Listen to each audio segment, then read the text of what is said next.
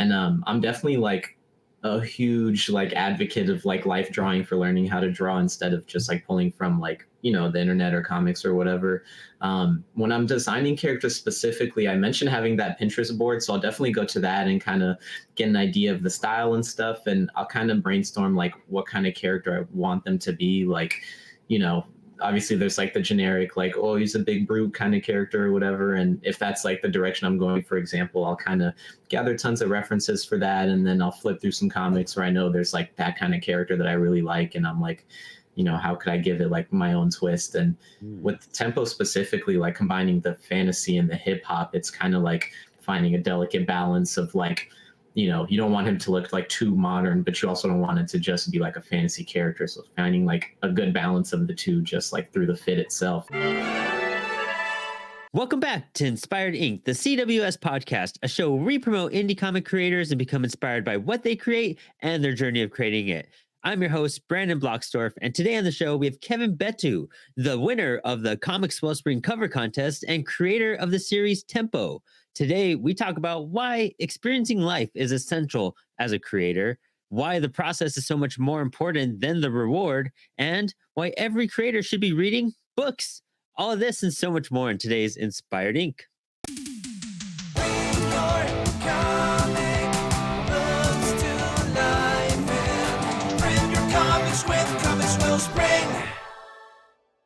But what projects do you have going on with you right now? Yeah, so I'm working on my ongoing series Tempo, which is like that Afro fantasy series where I'm combining like hip hop and streetwear with like fantasy and stuff. I'm working on the fourth book for that, and then I also got like my first two like kind of for real comic book gigs. So I'm chipping away on those two. Yeah, one of them I was the colorist on, but then the artist kind of like vanished from the face of the earth low key. So then I got promoted to artist too. So that, and then for the other project, I'm doing more like conceptual work right now. So like characters and environments and stuff. Dude, that's sick. It sounds like you have like a pretty loaded plate as well. Yeah. What kind of hip hop influence do you pull towards? Because that like really grabbed my attention when I was looking at your profile when we scheduled. Yeah, sure. Well, I mean, the music obviously. I'm a big fan of like MF Doom and like Griselda and like that type of stuff. But I also listen to like R&B and just any hip hoppy stuff. I've been listening to a lot of Larry June recently. He's really cool. He's from the Bay like I am. Yeah. So, and then beyond just the music, just like streetwear and stuff too. I don't have any like designers in mind necessarily, but I have like a disgustingly huge like Pinterest board just full of like references and just like different outfits and stuff that people have assembled and stuff. And then, I love like the graffiti and stuff and like the b-boying and stuff too. But I'm not like as deep into that side of it. But yeah, definitely the music and like the streetwear the most. Do you go by like generational streetwear, like certain eras of stuff that really gravitates towards your attention? Or are you kind of more of just like an influx of everything and try to put it together? Kind of like an influx of everything. For the story, if there's like a character that I want to like specifically be like, oh, he's like from the 90s and wears like the Adidas tracksuit or whatever, like I'll like, do a lot of research on that specific time period, but mostly just like anything that sticks out. And I'm like, okay, yeah, that would look cool on like this character for this setting or, for this like group of people. But yeah, no like specific era necessarily. That's dope because I grew up as a bass player. So like hip hop was a big thing I jumped into just for understanding like rhythm and beats and timing and having more of a groove when I was playing bass. And Yeah. so like I would deep dive into all of these guys just to like, I played like metal and punk and everything, but I feel like that elevated my music so much more than anything else I could have done, especially rhythmically. Like to me, it just got me comfortable on bass and it got me to understand timing better and gave me more of a groove. And I don't think enough people travel into like a hip hop type of genre to really expand not only their artwork, but musically as well. Sometimes they feel very restricted into I hear more other genres pop up than that in specific. Do you know what I mean? Yeah, yeah, and definitely when it comes to like live instruments and stuff, Hmm. I went to like this charter art school where there was like visual arts, but there was also like music and performative arts and stuff, and it was definitely more like classical and like jazz focused and stuff, but not so much like hip hop stuff. I feel like that was more so like the students going on their own accord and like kind of doing that. But yeah, no, I definitely feel you, and I wish I had the skills to play an instrument. I think that would be tight, but it's just none at all. Dude, I've it's one of those things that like I can't even touch anymore because I'm so busy with comics and what we do and what it takes to do comics. I mean, Yeah. man, I'm sure you know as an artist, like especially for I mean, you won the cover contest for Comics Wellspring. And it's one of those things like the hours that go into that and the discipline that goes into it, you kind of need to choose an avenue before you're able to really, it's like was it the saying you could do what a million things, but you're not a master of any of them. You're just kind of Yeah, like yeah. half-assed at Basketball each one. players. Yeah. Yeah, no, I definitely agree. And like you mentioned, like the comic books like side of just artistry in general just takes like a ton of work, especially if you're not like on a team and it's just like you doing the thing. Like there's so many steps and things you have to like take into account and kind of make sure you're using your time accordingly kind of thing. But yeah, no, I definitely feel yeah. I don't think I'd have time to learn an instrument right now. Yeah, it's more of like it's like adding a hobby to what your hobby is, but now your hobby is Mhm. like your gig. So it's just trying to find maybe an escape outside of that. But your gig's so cool. Like it's hard to like Yeah. deviate away from that aspect too. Yeah, exactly. And I've kind of like, whenever I crowdfund like a new book, I'll release like a little capsule of like clothing that are just like themed around like this chapter of the book and stuff. So I've kind of dabbled in some other stuff, but yeah, the comics definitely takes up a ton of time and definitely is like what I'm most into. So like tell us about Tempo. Like what's your like sales pitch for Tempo so Yeah. listeners can check it out. Yeah, so like I mentioned, it's set in a world where I'm combining like hip hop and fantasy together kind of thing. So like knights with like cool streetwear stuff and they're fine dragons and people essentially get power from music in the world and the main character gets her song stolen by this rapper. So she goes on like a quest to get it back and like meets, just the normal high fantasy trappings of like meeting cool like people and adding to the like party, so to speak, and just kind of going on a quest across the lands. That's so sick. How long have you been working on this book now? You're on issue 4 now, you're about to release or Yeah. you're working on? Yeah, yeah. So I think since like 2019, honestly, I kind of Oh, just, yeah, I've been doing like a lot of stuff in between all the books. And, the benefit of like self publishing stuff is like you don't have deadlines necessarily. So I could take time to like work on other projects or kind of like 1 year I was feeling like not super inspired. So me and my homie went to like a lot of concerts and stuff. So I can like take time to like kind of get re energized before going back into it. So it's been like a lot of years for like not a ton of books, but yeah, since 2019. dude, that's awesome. I love hearing that too. Like you took time off for a year basically to just Mhm. go reinvigorate yourself and go explore something. And I mean, I basically did that in like 2022. I Yeah. basically just traveled and got to see a bunch of like places I'd never been to and see a bunch of concerts. And I came back to like, the writing board for me. And it Yeah. was like, man, I'm just pumped with influences now. Like Yeah. I felt more in sync with myself than I did before, and I think I needed that creatively really bad. Yeah, exactly. I have like a lot of friends that are like, hugely inspired by comics and I am too, but I definitely need like to live life and do like life experiences and stuff to like pull that into the stories. Like I visited the Atlanta Aquarium like a week ago for the like first time ever. It's like it's enormous, but after it I was like I want to do like a cool underwater scene now. Like it was just so tight with all the like creatures and stuff. So yeah, Yeah. definitely like, I feel like it's good to step away from the desk or whatever you work to kind of get re-energized, I guess. Yeah, I think, some people do there's a certain point in every artist's career and a certain period throughout, creating something where you're just nailed to the board and you're just Mhm. fixated and drilling at it. But you do need to remember to take that step back and go live life because if you're not living life, you're not going to have anything to talk about and to storytell. Yeah, And if you're just pulling from like news and headlines or world news, as much as we all pull from that and put that into our stories into some sense in a way, like if you just go live your life, you're going to bring a lot more than just what we're receiving on our phone screens. And yeah, that's sometimes missing a lot in a lot of art. yeah. No, I definitely agree. Yeah, and I feel like firsthand experiencing something is, infinitely more beneficial than just like, pulling it in through a screen or just Mhm. secondhand through like someone else like drawing a cool aquarium scene in a comic. So yeah, I definitely am with you on that. And I feel like you meet like, weird people while you're out at these events and at concerts, and you can kind Mhm. of like use that and transport that into your drawings and into your storytelling. Are you really like fond of like life drawing where you can kind of pull a face and just some you kind of mash people together when you create faces? How do you go about Yeah. your character design in that sense? Sure. So I mentioned going to like this charter arts high school. So a lot of that was just learning how to just like the very like foundations of drawing. So tons of like life drawing for sure. And I'm definitely like a huge like advocate of like life drawing for learning how to draw instead of just like pulling from like, the internet or comics or whatever.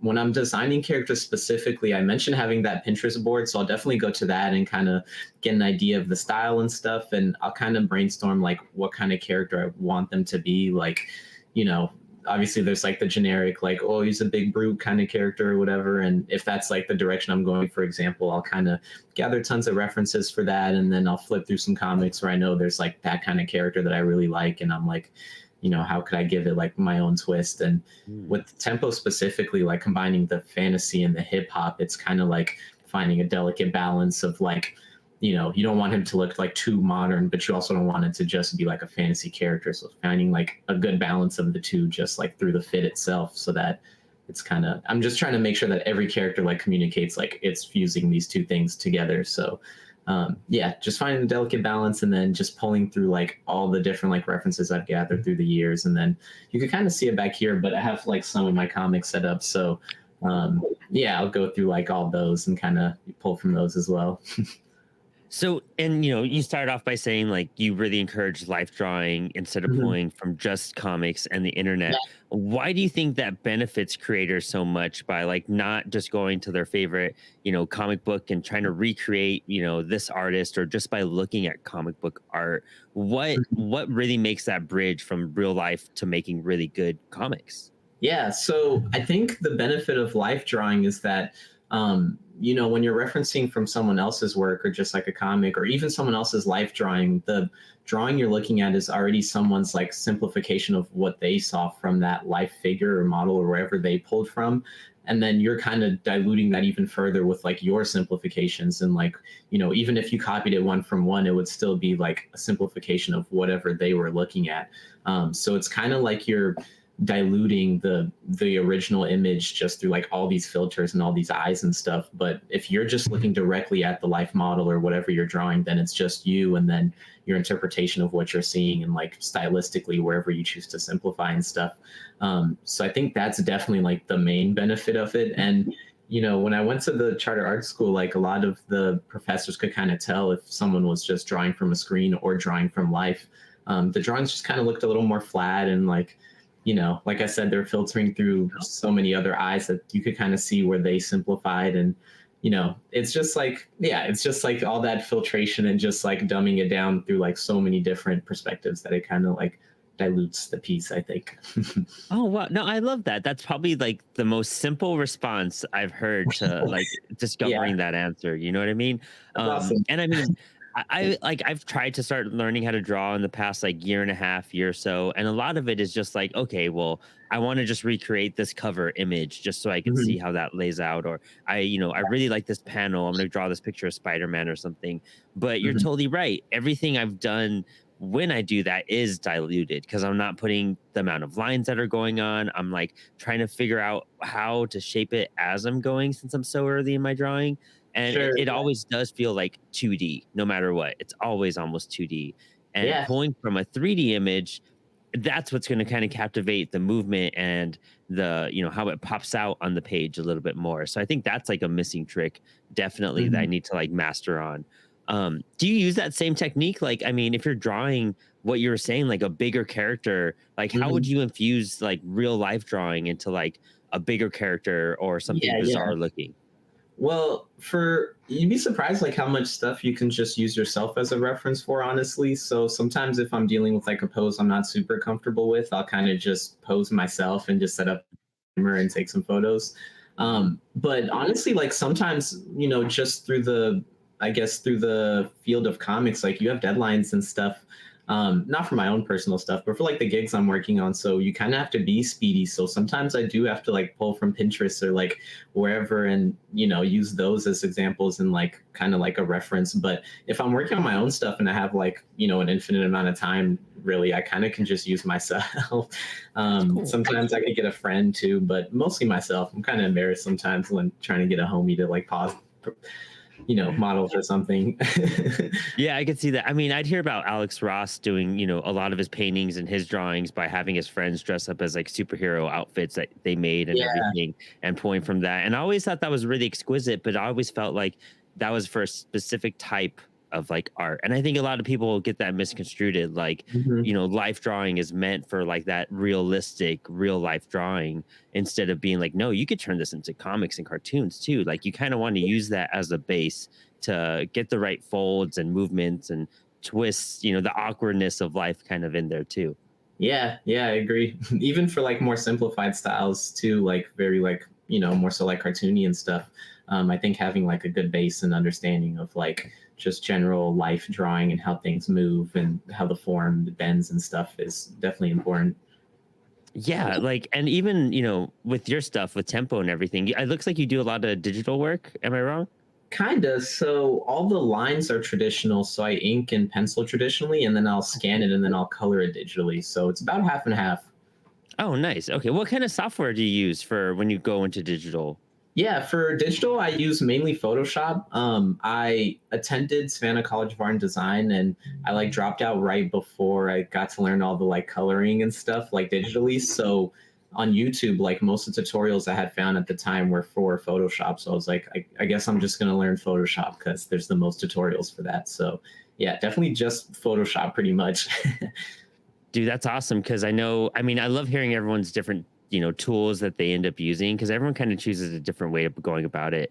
And I feel like although Photoshop seems like kind of the most tedious one out of every, like, Procreate and, Clip Studio Yeah, and stuff like that, but I feel like that's like the one program that'll probably benefit you down the road no matter what. And kind of almost any job you kind of get, you could kind of utilize those Photoshop skills and transform stuff and go into marketing and freelancing stuff. So I feel like that is like probably the prime program for almost any creator, just to kind of, at least if you're going to learn something, that's the way to go almost. yeah, I agree. It's definitely like I think the default like digital, workspace program. And again, when I was learning this stuff, maybe Procreate was around, but I was not familiar with it at all, and I definitely didn't know as many people working with it. So it seemed like Photoshop was kind of the only option outside of like Clip Studio and stuff. But Photoshop again had all those tutorials online, so I was like, "All right, I'm just gonna learn that." Yeah, at that point, it's about accessibility and what you could get move forward with instead of like, how many paywalls you could get to learn some of these other things Yeah, too. yeah, exactly. Um, with your coloring, dude, like I've been looking at some of your stuff, especially on your page, because you have a very nicely curated social media page, and I feel Thank like you. that is like as an artist, like ideal. Like it's just full of your work, and it shows you popping out, showing like, hey, you are a human doing all this too. Yeah.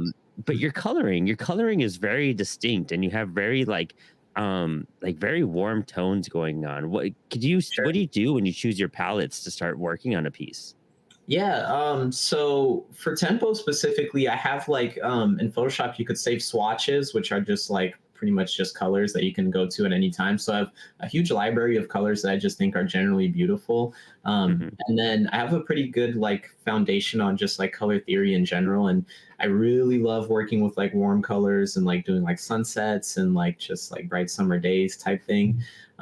But yeah, it really just kind of depends on the mood and the scene. But I very rarely use more than like three like colors going on in a scene. Like, obviously there's more colors, but like three dominant colors are usually like as far as I'll go. I try to not overcrowd it. And, it kind of is good for like setting a mood. Like if it's in a club and there's just like, a very like intense like red light or something and just a little like blue rim light back here or something, like it's just good for like setting the mood and not like overwhelming the reader with like too many colors. And then I also try to avoid using like any black or white strictly. I feel like those just kind of they dilute the colors and make it more muddy if you're using a lot of blacks, or kind of make the color less vibrant if you're using a lot of strictly white. So I always try to if it's for skin, I'll use like a dark purple or blue or something to do the shadows and stuff. So I kind of try to keep the colors very poppin' and very like uniform, I guess.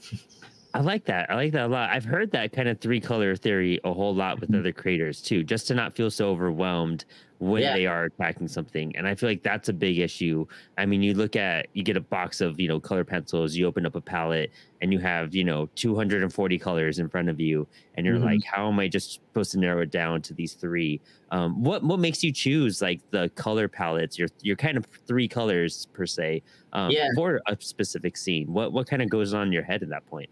Sure. I try to do the like generic like color wheel, like complementary colors like blues and oranges, and sometimes I'll do the I forget the word. I'm gonna slaughter. It's like tetrary or something like that, like the third side of the complementary color thing. But then sometimes it really just like I'll kind of be like, I've never used these colors in a scene before, and I kind of want to try it. Like in the third book, there's a scene that takes place in the winter, and I've never like drawn snow or anything, and I rarely use green. So I was like, I'll add like an aurora or something to kind of make the whole scene kind of green and kind of challenge myself like that. So it really is just like based on the mood and then also based on my mood and like what I'm willing to, try out. But the oranges and blues and stuff are definitely like my comfort zone. That's awesome. I could really see that too. Just kind of looking at some of your key pieces, those seem to stand out the most as well. Oh yeah. Dude, that's rad because I feel like, I don't know, coloring is a different world. And the more I pay attention to it in books and seeing how they use, different tones through different layers, but it's still all the same like range at that point. And I'm starting to realize like your background colors need to be almost flat and to Yeah. make everything else pop and stuff like that. Um, what was one of the things you like struggled with the most? Because I feel like you nail it on so many aspects of like your art. Thank What's you. something that you've really had to like overcome and that you just feel like you've been stuck on? Yeah. Well, the coloring, like I mentioned, I stopped like going to school before I can like more formally learn how to do it. So it took me like 2 years to kind of learn how to just color. I did a series before Tempo and it was like 7 issues, and the whole series was in black and white until like the sixth or fifth issue. And then I was like, I'm gonna try to learn, Photoshop a little bit. And it was tough. It was super hard, just like wrapping your head around the program and then also wrapping my head around just colors in general, but also having worked with black and white stuff for so long, you get like a good understanding of like values and just making stuff pop just, strictly with black and white and gray. So adding color to it wasn't like too difficult. Like, I think as opposed to like if you immediately started with colors and then now you're trying to figure out how to make stuff pop. But it definitely like took me like 2 years to get like a good like foundation for coloring. So I think that was one of the tougher parts of it. And then other tough parts is mostly just like outside of drawing, just like all the peripheral stuff of doing, indie comics, like, getting good at social media and like, making sure you have your time allotted correctly to get books out to people, and running a successful Kickstarter and doing all this peripheral stuff is, also kind of like a art. There's an art to it. And it's not, the skills you learn from drawing don't necessarily transfer over. So just anything that involved learning like a whole new skill was definitely like challenging for me. Yeah, I feel you on that. We're in the middle of one of our Kickstarters right now, and every time we do one, it doesn't matter what it is. It's nerve wracking and it's Oh yeah. exhausting, and it's just like even Mhm. putting the page together. There's no like duplicate template. There's like you got Mhm. to start from scratch every time. Yeah. What benefits have you found from crowdfunding, and have you tried anything else besides Kickstarter? Yeah. So I mean, the benefits for crowdfunding are huge. You can essentially like just self-publish infinitely as long as you have like a few. You don't even need like that many people to support you, just as long as you have like a handful of supporters that are going to be there for you like every Kickstarter. Yeah, it's huge. I've been able to self-publish those 3 issues of Tempo, and then with some of the money, from the first issue, I'll have money left over or whatever, and then I'll put that towards the next book and then the next book. And I've gotten to the point where I can actually like make money from it, like profit from it. But yeah, crowdfunding is awesome. It's huge, just having a platform to be able to send people and like essentially create like pre-orders kind of. And I haven't really tried anything outside of crowdfunding, except for just like like self-publishing my own like little zines and stuff like that with no like crowdfunding, which has been tight too. It's cool like having the money to just be able to do that and sell it at my own accord or whenever I want. But yeah, I've never tried anything outside of like crowdfunding to get money together for a book. Yeah, I mean, I've seen some creators go like different routes where they'll just do it all and then just put the book together and then fund Mhm. it and then try to crowdfund it. I've seen different formulas between different things, but it seems like the main route all of us do is like, I have this book, it's either almost done or it is complete. I Yeah. just need you guys to cover the printing cost and give me some money so I could try to like put some more effort into this next book and let me know. Do you ever feel discouraged with a Kickstarter that didn't do as well as a previous one or vice Mhm. versa? Like, have you had the obstacles like that so far? Kinda. Most of the obstacles with the crowdfunding, because I've only done three, so all Mhm. my crowdfunding like campaigns have only like gone up kind of thing.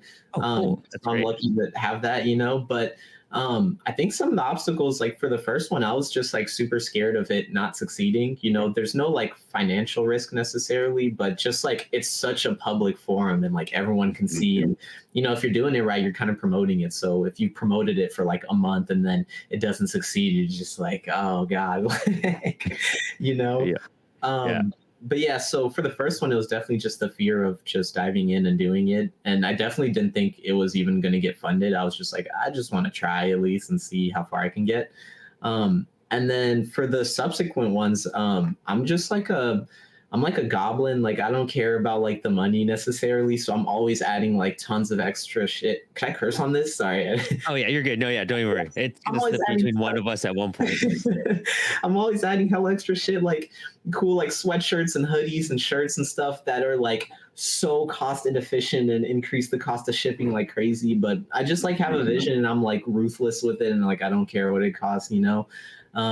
But yeah, so I think some of the obstacles are just making like finding a balance of like wanting to get the vision fully done, but also like making it make sense financially kind of thing, you know.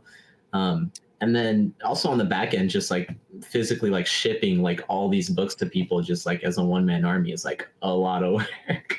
Yeah, man. When we did our first shipment, that was just like I had stuff on my stairs. I had a whole room full of Yeah. things. Like it's just it's chaos for that little bit. And it you don't Mhm. realize how many people ordered your stuff until you're doing fulfillment. And you're like, I still Yeah. have how many to go? Like, whoa. And Yeah. it's mind boggling. It's a good problem to have for sure. And you know, for my Kickstarters, I always do one of the rewards as like a custom sketch inside the book. So I get like a lot of those. So I'll just be like sketching for weeks and weeks, just trying to get everyone's like little doodles done in the book. So yeah, it definitely adds up. Dude, yeah, that's really exciting to hear, and I'm glad that you've had so much success on your Kickstarter ventures so far.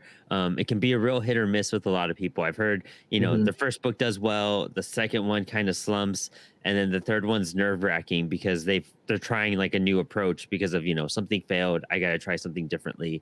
Yeah. And promotionally, what have you done as you market your Kickstarters that you found the most success for? Is it like joining podcasts or like just social media? Like what's your main or what are a couple of your main like, go-to wins for that? Yeah, definitely social media is like the main one. I mentioned like, you know, learning social media is one of the hardships, but I spent like a good like month or two just like learning the ins and outs of like just Instagram specifically and kind of getting like a good handle on that and not necessarily getting like a ton of followers, but just getting like my work in front of the right people who would actually like support my stuff. So just kind of promoting like in a smart way on social media, taking into account like the algorithm and just like the current trends and stuff and you know mainly through social media and then you know for the duration of a campaign I'll have like stories going on for like the whole month pretty much and for the first one I posted like every other day I think for a month and then for the second and third I really didn't need to post that much because you know as at least for me like as I succeeded in campaigns like Kickstarter themselves would show my stuff to more people so I didn't have to like do as much promotion Yeah. um, but yeah just like through social media and then just a byproduct of posting so much on social media like I'll get invited to like podcasts and interviews and stuff but yeah mainly through social media and then towards the like last like few days or a week or so I'll even do like physical stuff if I could do like signings or like I work in a comic shop so I'll let people know about it too you know so yeah. That's a win. So it sounds like comics have really taken up your life. You've been going to school for art for years. It seems like, working at a comic book shop. Where did your love for comics like first begin? Yeah, it's hard to like pinpoint. I've always kind of liked comics, like at least like a little bit. But I think in like around my junior or sophomore year of high school, I like really got into the idea of just storytelling in general, not even like necessarily comics. And I was kind of like just thinking about like different avenues that I could tell stories through. And I'm not like super good at working in teams necessarily. So I like having my hands in like every step of the process. So comics was like one of those avenues where I didn't need like a film crew or like anything crazy. I could just kind of do my own thing. So I think around then is when I fell in love with just doing it myself. In our senior year in high school, we had like this grant project where you submit an idea to the like school's board or whatever, and they go through every senior submission and they choose like a handful of people to give money to fulfill their project. And mine was like my first series I was working on, and I got chosen as one of the winners. So that like funded my first book, and I sold through those at like the senior art show and stuff. So Oh, I cool. think that's what really was like, okay, this is like doable. And like I've always thought I like, not to be a goober, but I've always thought I was pretty good at it. But that like solidified it, and I was like, all right, like it's doable, and I'm pretty good at it. Um, Yeah, dude, what a win. Yeah. yeah, it was awesome. Dude, that's sick because, so many people like really don't take the approach of comics until like a few years down the road where they're just like they've been trying, they haven't figured it out, or maybe their passion just wasn't there yet. Like I didn't start doing comics till like, I've been in the comic book realm for years, but like my first book came out last year and my first like actual Cool. book is coming out this year. But it's like, Congrats. I'm like, oh, thank you so much. Mhm. But like it took me to like my 30s to like really figure out like, am I gonna do this? Is this how I'm gonna put through and like figure it out and put this book together? But just Yeah. hearing like how young you are and like I remember the ferocity I went after music at that age. And if you're Mhm. going after comics, that same attitude at that age with that ferocity, it's just going to lead you down the road. And like with your skill set as it grows and evolves, like it's going to be really cool seeing where you are like in 5 years and then like in 10 years, like that's going to be exciting. Is like, it doesn't seem like you have an attitude that's going to stop or give up. It seems like every win just boosts you up a little bit more. And, seeing when you finish your stories and you're completing your books too, that's Yeah. such a big problem for indie creators is like, finishing their story. It's almost for any creator is finish telling the story that you set out to Mhm. tell and like finish writing your book, finish drawing your book. But like, dude, you're kind of just on fire. Like you're putting out books like left and right. You're coloring, you got these jobs, winning a contest with Comics Wellspring. Like that's Yeah. like such a sick start. And I don't know. I just got really excited for what you've been doing so far as it all Oh, like I fits in. appreciate it.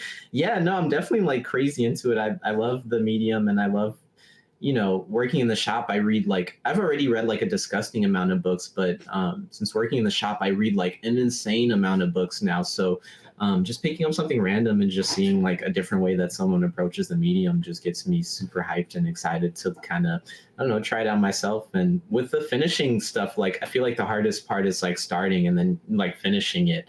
And I feel like once I finished one or two books like of my original series back in high school, I was like, I don't know, that feeling of like finishing a book is like what I'm like, that's like my favorite part is like the process and then like finishing the actual book. But like the sales and stuff isn't like a huge like thing for me. It's just like finishing it. So yeah, I get super hyped when I'm about to finish a book and I just go crazy.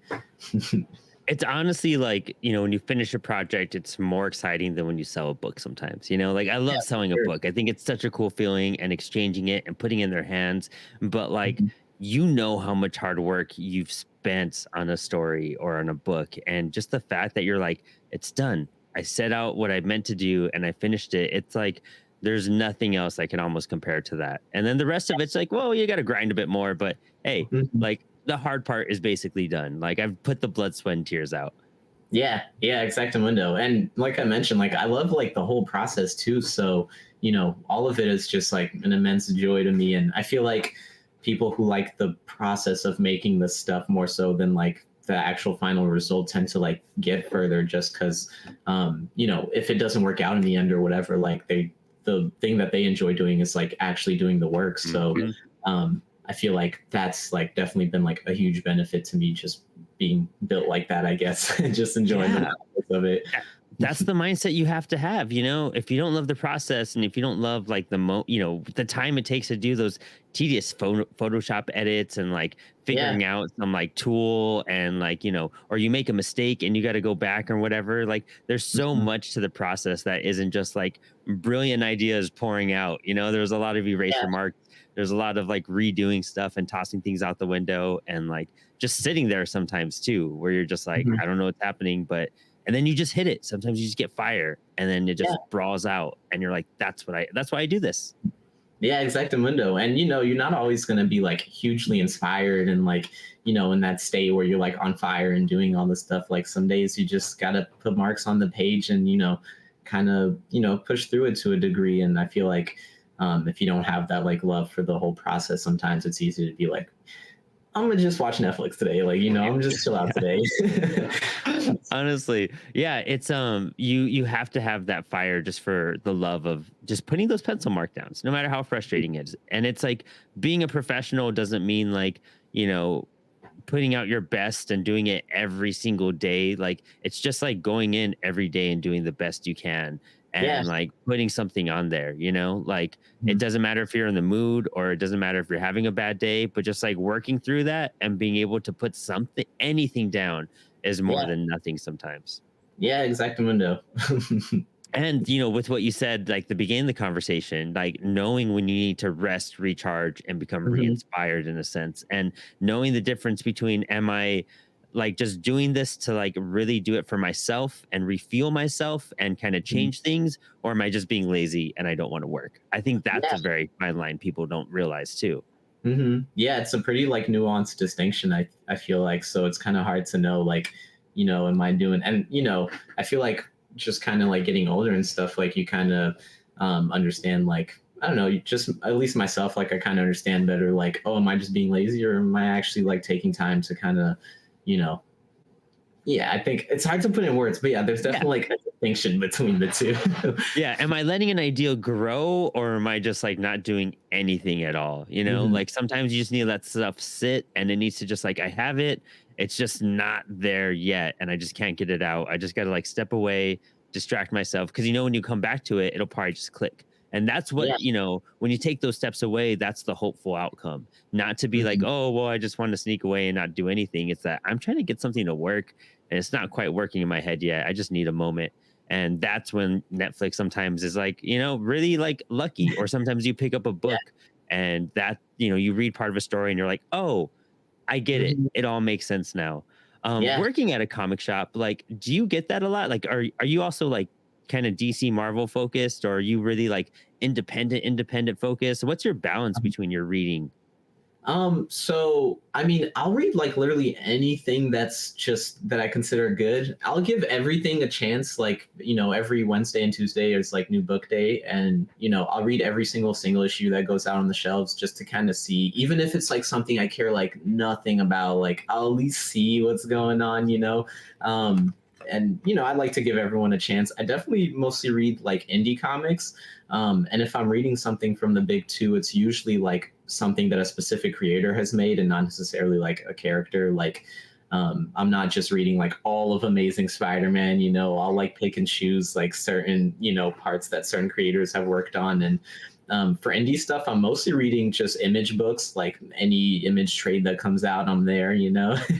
But also like going to conventions and stuff, I pick up a lot of like really indie books, like indie creators that aren't necessarily published yet by a larger publisher or anything. They're just like self-published. And once in a while, I'll also go on Kickstarter and kind of just see what's going on. That's cool. That's super cool that you're that aware of, the scope of comics as well. Mhm. I feel like especially starting out, people are stuck in that, the big two or like just Dark Horse and, things like Yeah, that. Like because those are still basically big publishers at this point when it yeah. comes to like comicdom. But like realizing like, oh, there's independent. Like that's like Mhm. what we're all doing here and what your books are, what Tempo is about and stuff like that and giving Yeah. those books a chance. I don't feel it's starting to come out more and more, and people are realizing what independent creators do more and more. But especially when you're diving into comics, it seems like, oh, there's just this, and then everything Mhm. else is kind of whatever. But really, when like all the independent stuff is so much more creative and open-minded, and you'll probably find more flavors you'll enjoy than if you just looked at the big two publishers out there and whatnot.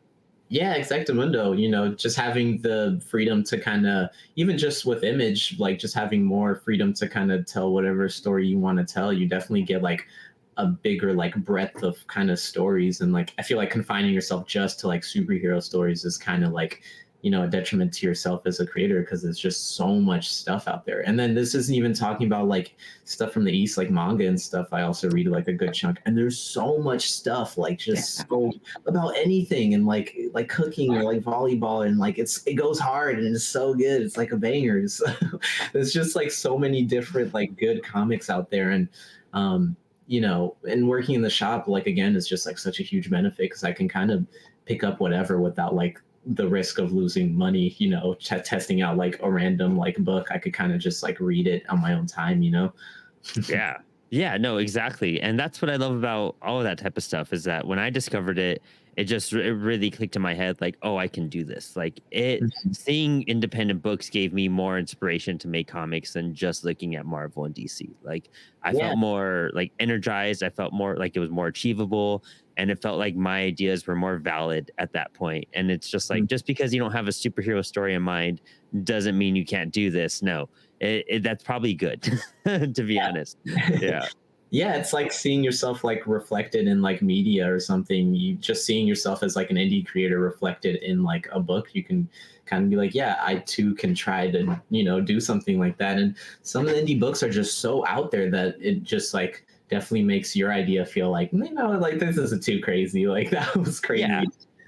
And some indie books are just like, it's nothing to say bad about anything, because this is how like all art forms are. I feel like when I would try looking at film and try making film stuff, I'd watch good films, I'd watch bad films, because the Yeah. good films inspire me because I will love to reach that level. And the Mhm. bad films I saw were like, oh, I could do this better. I can do that, but I know I could write that better or whatever. And Yeah. I feel like with some even comics, I look at that and being like, if they can do that, I can do that. And you need that inspiration. And it's not like looking down at creators. It's Mhm. realizing that like your skill level and what you can do doesn't matter, like Yeah. it's saying something and seeing what you can do to be part of that like community and involvement, and not be afraid to join that. Yeah, there's like a whole spectrum of like, like there's like the gods of like, just style and storytelling and stuff. But there's also like people just starting out and just kind of like figuring out their own stuff. So it's nice to see, like, if you only read like the big two, you'd only see like, just absolutely crazy artwork that's like, a whole team is behind like working on and trying to get that out every month. But seeing like the whole spectrum of it, you could kind of see that like, oh, there's also like people kind of like me that are kind of, figuring it out and doing it on their own kind of thing. And it doesn't have to be like just the most insane like thing that I've ever seen in my life. Yeah, yeah, exactly. And you need that sometimes because it grounds you and it gets you to be like, okay, I don't need to be there. I'm whatever comes out of my hand, that's probably what's going to happen. And you just got to learn how to grow with it and seeing if you want to push yourself up to that level, or Yeah. get close to that level at that point. Yeah. And I've always been like a huge proponent of just like, trying not to compare my stuff like too much to people, and just kind of trying to make my own stuff better. Mhm. And, just living like in the current state of the world, like it's impossible not to compare yourself to other people's work just Yeah. through social media and just like, but I think it's definitely important to kind of just like be like, all right, like I'm in my own lane. Like it's cool that Alex Ross can paint like the whole pantheon of Marvel, like, but like it's doesn't like take away from my work necessarily. So definitely like I think it's important to also like just be like, all right, like I'm good. Like it's okay. I'm in my own lane. I'm kind of trying to better myself.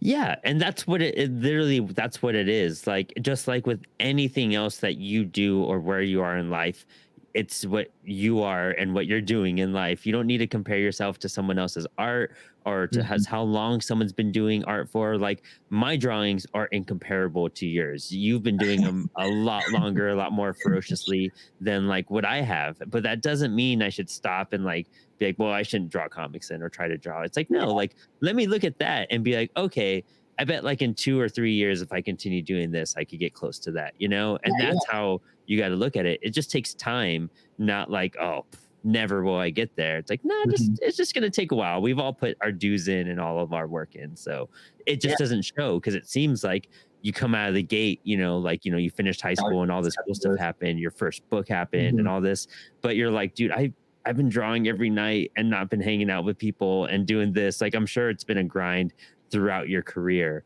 and not just Yeah. some overnight like, oh, I did this and it happened, you know? Yeah, yeah, yeah. I mean, it's just like anything else in life, like it's definitely a skill. Like no one's like inherently born with like the ability to like draw or storytell or anything like that. So, whenever I do see someone that's like immensely like, skilled, I'm like, well, they just put in more hours, they've either been around longer or they made more sacrifices to kind of hone their craft, or like maybe they've figured out like a better way to learn a little faster, like through certain techniques and stuff. But yeah, at the end of the day, it's just like a skill like any other. Yeah, dude, 100%. Kevin, this has been amazing and just packed with like just gold information that I can't wait for everyone to like tune in and hear all this. Why don't you tell everyone what you're up to in 2024 and where to find you as well?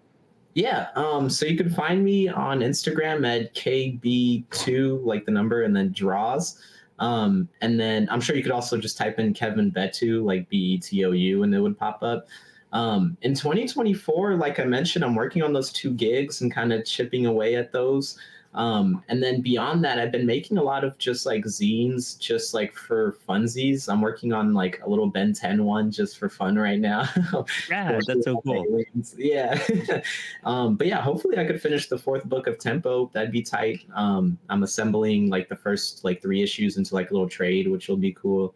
And then yeah, I don't know. Yeah, hopefully just finishing that 4th book and then finishing those 2 gigs and kind of making little weird zines like in between. And I kind of want to go to some of I'll definitely do Heroes Con this year, and I'll definitely try to do Small Press Expo up in Washington again. Nice. I might be there, so hopefully I can bump into you. That'd be awesome. Yeah, that would be sick. That's like my favorite show that I've ever done. It was so sick. So yeah, hopefully I can get another table there. But yeah, those are kind of just the general plans. Just kind of taking it as easy as I can.